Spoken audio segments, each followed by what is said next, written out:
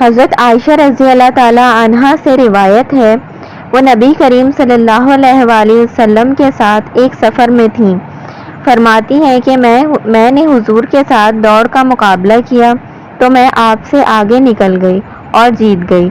پھر جب میرا جسم ذرا بھاری ہو گیا تو ہمارا ایک اور مرتبہ مقابلہ ہوا، مگر اس بار آپ مجھ سے جیت گئے۔ آپ صلی اللہ علیہ وآلہ وسلم نے فرمایا، یہ تمہاری اس جیت کا بدلہ ہے۔ رسول اللہ صلی اللہ علیہ وآلہ وسلم خیبر سے مدینہ واپس آتے ہوئے سیدہ صفیہ رضی اللہ تعالیٰ عنہا کے ساتھ اونٹ پر سوار تھے۔ جب سیدہ صفیہ رضی اللہ تعالیٰ عنہا اونٹ پر سواری کا ارادہ کرتی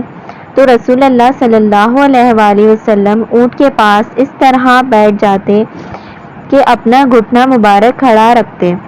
اور سیدہ صفیہ اپنا پاؤں رسول اللہ صلی اللہ علیہ وآلہ وسلم کے گھٹنے مبارک پر رکھ کر سوار ہو جاتے۔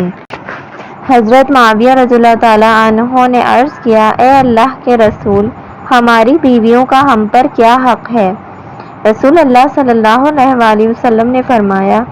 جب تم کھاؤ تو اسے بھی کھلاؤ، جو تم پہنو تو اسے بھی پہناؤ، اس کے چہرے پر مت مارو، نہ اسے بدصورت کہو، اور اس سے گھر کے علاوہ کہیں علیحدگی اختیار نہ کرو۔ عورت کے ذمے شوہر کے حقوق: ہر جائز امر میں اس کی اطاعت اور فرمانبرداری کرنا،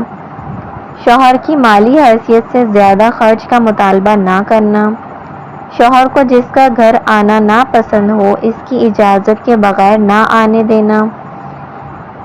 اس کی اجازت کے بغیر اس کا مال کسی کو نہ دینا، اس کی اجازت کے بغیر نفل نماز نہ پڑھنا اور نہ نفل روزہ رکھنا، شوہر اگر ہم مستری کے لیے بلائے اور کوئی شرعی عذر نہ ہو تو اس سے انکار نہ کرنا، شوہر کو غربت یا بدصورتی کی وجہ سے حقیر نہ سمجھنا، اگر کوئی شوہر میں شریعت کے خلاف کوئی چیز دیکھے تو ادب سے منع کرنا۔